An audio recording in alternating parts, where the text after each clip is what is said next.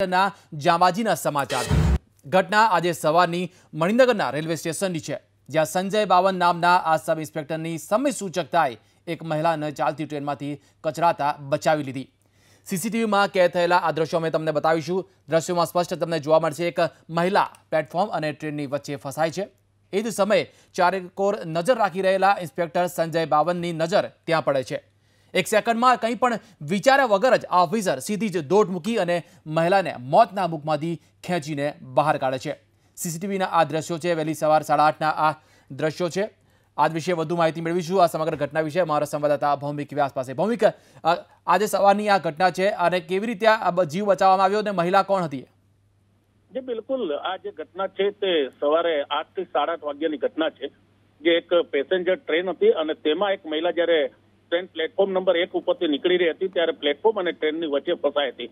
એટલે કે મહિલાની કમરની નીચેનો ભાગ પગ હતા એ ફસાઈ ગયા હતા। તે જ સમયે જે આરપીએફના ઇન્સ્પેક્ટર જે સંજય બાવન તેઓ પોતાની ડ્યુટી પર હતા અને તેમની નજર ત્યારે પડી અને તેમણે કંઈ પણ વિચાર્યા વગર તાત્કાલિક અસરથી તે પોતાની જીવનું જોખમ હોવા છતાં તેમણે પોતાની રીતના બહારથી તે મહિલાને બહાર ખેંચવાનો પ્રયત્ન કર્યો અને તેમણે પોતાની રીતના તે મહિલાને બહાર ખેંચીને ત્યારે આસપાસના લોકો પણ તેની મદદે દોડી આવ્યા।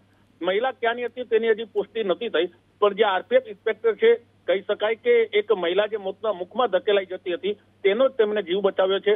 રેલવે પોલીસે પણ આ ઇન્સ્પેક્ટરની કામગીરીને બિરદાવી છે। આખી ઘટના સીસીટીવીમાં કેદ થઈ છે।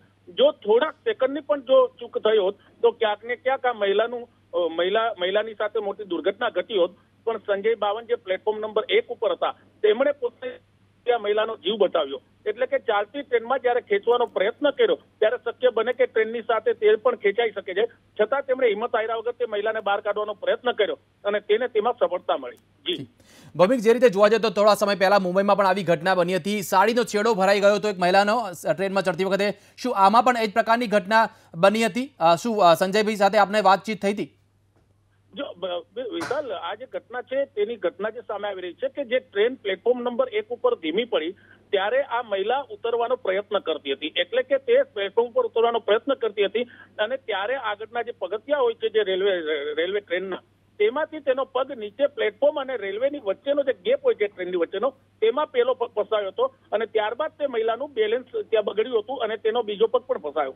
ત્યારબાદ ટ્રેન ધીમે ધીમે ચાલવાની શરૂ થઈ હતી। તે જ કારણોસર તે મહિલા અંદર ફસાતી હતી। તે સમયે સંજય બાવન ડ્યુટી ઉપર હતા અને તેણે તેની સતર્કતાથી મહિલાને વ્યવસ્થિત રીતના બહાર કાઢી। સવાલ તે જ છે કે જો થોડા સેકન્ડની ચૂક હોત તો આ મહિલા સાથે મોટી દુર્ઘટના થઈ હોત।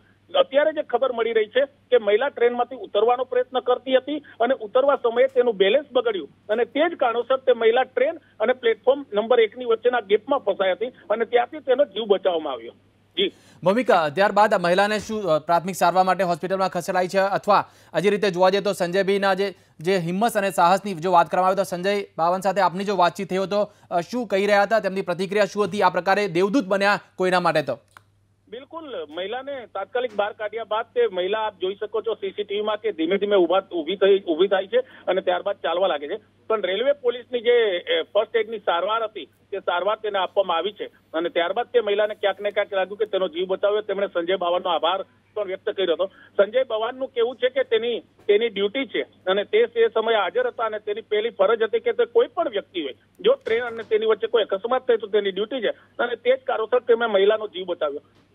જ્યારે તેમને પૂછવામાં આવ્યું કે તમને લાગે છે કે તમે